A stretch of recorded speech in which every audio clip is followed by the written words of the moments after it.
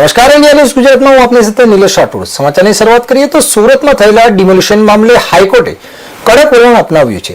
કોર્ટે સુરત મહાનગરપાલિકા, રાજ્ય સરકાર, પોલીસ અને ટોરેન્ટ પાવરની ભૂમિકા અંગે મહત્વપૂર્ણ સવાલો ઉઠાવ્યા છે. સાથે જ વિસ્થાપિત પરિવારોના પુનર્વસન માટે પણ તાત્કાલિક આયોજન રજૂ કરવાનો આદેશ આપ્યો છે. ત્યારે સુરતના ડિમોલિશન કેસની સુનાવણી દરમિયાન હાઈકોર્ટે આગામી સોમવાર સુધીમાં સંબંધિત તમામ પક્ષોને જરૂરી સૂચનાઓ સાથે હાજર રહેવા આદેશ આપ્યો છે. કોર્ટે સ્પષ્ટ કર્યું કે જો અંદાજે 150 મકાનો તોડી પાડવામાં આવ્યા હોય તો મ્યુનિસિપલ કમિશનરે વ્યક્તિગત સોગંદનામું અને સમગ્ર કાર્યવાહી અંગેનો ખુલાસો રજૂ કરવો પડશે. કોર્ટે નોંધ્યું છે કે જો ડિમોલિશન સુરત મહાનગરપાલિકા દ્વારા કાયદાકીય પ્રક્રિયાનું પાલન કરીને કરવામાં આવ્યું હોય તો એ અલગ બાબત છે, પરંતુ નિયમોનું ઉલ્લંઘન થતું હોય તો એ સંજોગોમાં એફઆઈઆર નોંધવાની પણ જરૂર પડી શકે છે. ડિમોલિશન દરમિયાન જો ડેપ્યુટી કમિશનર ઓફ પોલીસ કક્ષાના અધિકારી હાજર રહ્યા હોય તો તેમણે પણ કોર્ટમાં હાજર રહીને પોતાની હાજરીનું કારણ સ્પષ્ટ કરવું પડશે. કોર્ટે જણાવ્યું કે જિલ્લાના ઉચ્ચ પોલીસ અધિકારીઓ આ મામલે જવાબદારીથી બચી શકશે નહીં.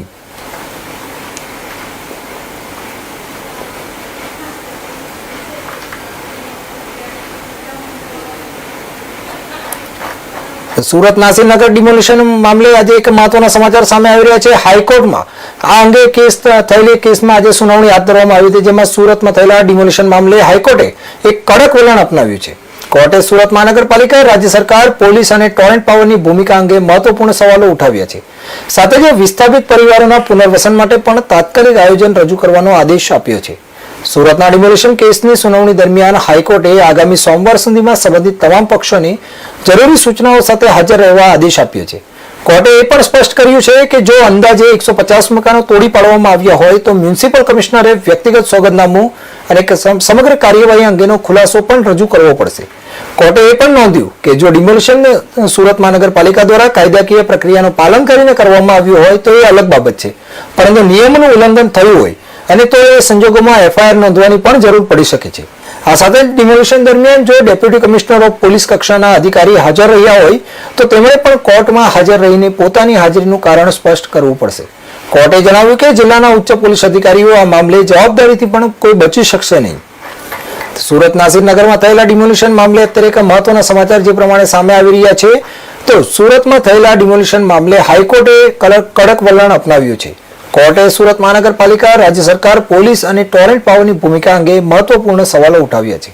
આ સાથે જ વિસ્થાપિત પરિવારોના પુનર્વસન માટે પણ તાત્કાલિક આયોજન રજૂ કરવાનો આદેશ આપ્યો છે. ત્યારે સુરતના ડિમોલિશન કેસની સુનાવણી હવે દરમિયાન હાઈકોર્ટે આગામી સોમવાર સુધીમાં સંબંધિત તમામ પક્ષોને જરૂરી સૂચનાઓ સાથે હાજર રહેવા આદેશ આપ્યો છે.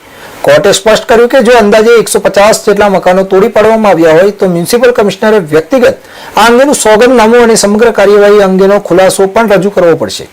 કોર્ટે નોંધ્યું કે જો ડિમોલિશન સુરત મહાનગરપાલિકા દ્વારા કાયદાકીય પ્રક્રિયાનું પાલન કરીને કરવામાં આવ્યું હોય તો એ અલગ બાબત છે, પરંતુ જો નિયમોનું ઉલ્લંઘન થયું હોય તો એ સંજોગોમાં એફઆઈઆર નોંધવાની પણ જરૂર પડી શકે છે. ડિમોલિશન દરમિયાન જો ડેપ્યુટી કમિશનર ઓફ પોલીસ કક્ષાના અધિકારી પણ હાજર રહ્યા હોય તો તેમણે પણ કોર્ટમાં હાજર રહીને પોતાની હાજરીનું કારણ સ્પષ્ટ કરવું પડશે. કોર્ટે જણાવ્યું કે જિલ્લાના ઉચ્ચ પોલીસ અધિકારીઓ પણ આ મામલે જવાબદારીથી બચી શકશે નહીં.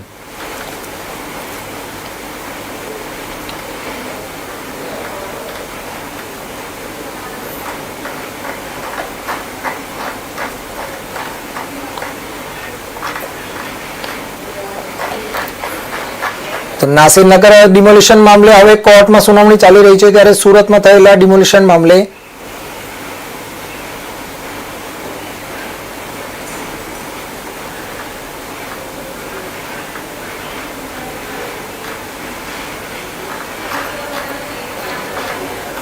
તો આ માહિતીમાં આ સમાચારમાં વધુ માહિતી માટે અમારી સાથે અમારા બ્યુરો ચીફ શૈલેષ ત્રિવેદી અમારી સાથે જોડાઈ ગયા છે. તો શૈલેષજી, જે પ્રમાણે અત્યારે નાસીરનગર ડિમોલિશનનો વિવાદ ખૂબ જ ચર્ચામાં રહ્યો હતો અને હવે કોર્ટમાં તેની સુનાવણી થઈ હતી, તો તેને લઈને થોડી માહિતી આપશો.